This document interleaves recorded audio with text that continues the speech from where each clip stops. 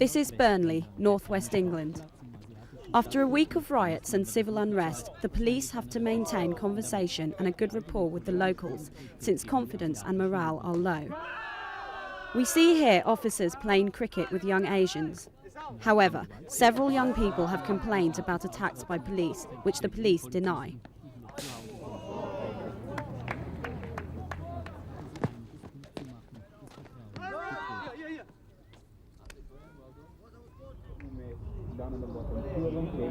They brought me to this box here. Hussein Khalid tells us he was singled out and struck by police last week. Well, it's...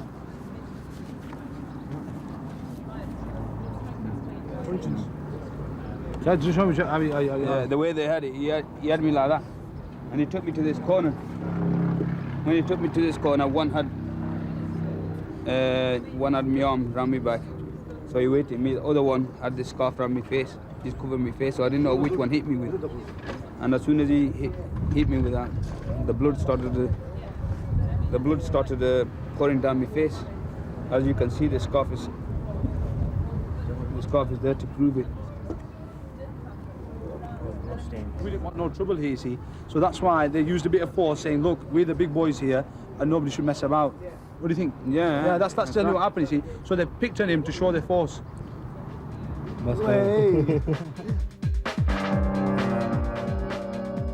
In the past few weeks, several cities in northwest England have seen violent outbursts between Asian and white youths. Oldham was first to endure such violence, followed by Leeds and now Burnley. Here, a neighbourhood brawl was all it took to spark off riots and widespread destruction. Until last week, the Duke of York pub was a peaceful meeting place for members of all communities. However, because of its location on the border between an Asian and a white area, it recently became the target of a gang of Asian youths with firebombs.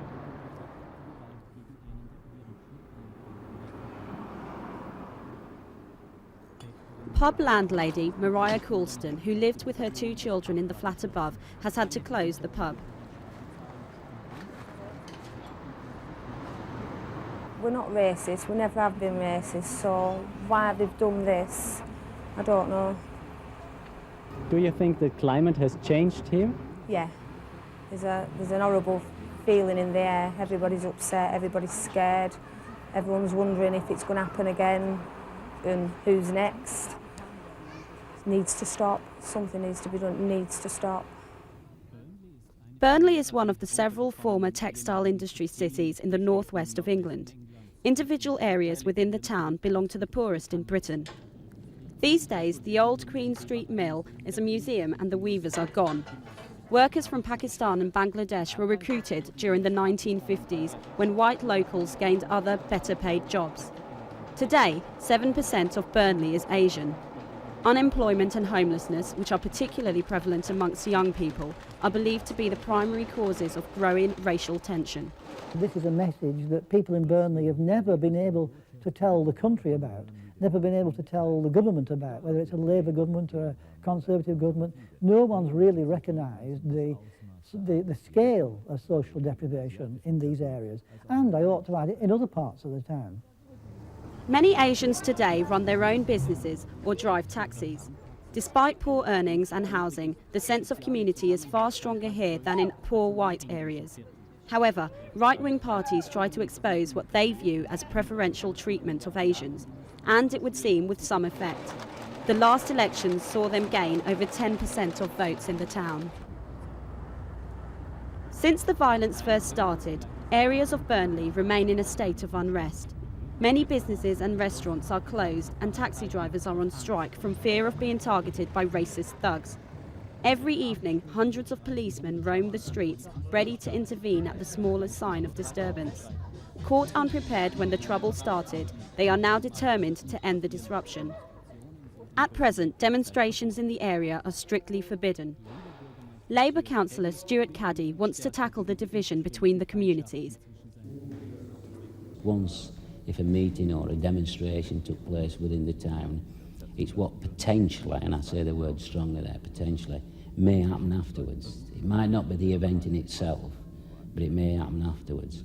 I think, yes, shops are boarded up, as I said, and the sooner we have that confidence where people can take the boarding back down, obviously, we need to put that back as well, get people back to normality as soon as possible. Normality, however, is clearly still a long way off. Last weekend, Armin Maqsood's shop was the latest target of a gang attack. Right. This shop has been attacked with the petrol bomb, and window has been smashed. That's why I have to board this all up. If you come inside, I can show you the damage it has done. That's where the petrol bomb landed inside and caused all this fire and smoke in the ceiling. Despite the attack, customers show their support by visiting the shop even more regularly. Oh, thanks very much. Thanks for your concern. I think it's disgusting, and I think it's just a foolish, senseless act on both sides. They're just being silly. They're just not gaining anything by it. Despite such views, racist opinions are strong here. Right-wing extremists, the British National Party, have always believed that different races should not mix with one another. The BNP seems to emerge anywhere where disruption occurs. We spoke to at least half a dozen people that expressed a concern that they were not having their views represented by local politicians. The people living in the area, white people particularly, who feel besieged, do not have a voice or a ready ear to listen to their views and their concerns. Sunday evening in a traditional workers' pub near a housing estate. All the customers here are white. Most have been here since the early afternoon. Places like this are a popular meeting place for the BNP.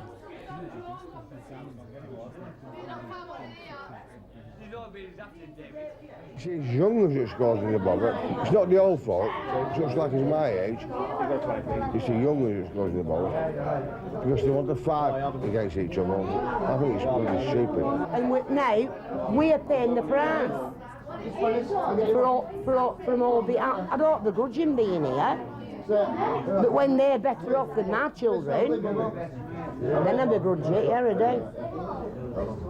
Anyway, bye. Unemployment and a widespread sense of hopelessness have proved to be fertile soil for prejudice and violence. It's a volatile combination, and one that threatens to explode at any moment.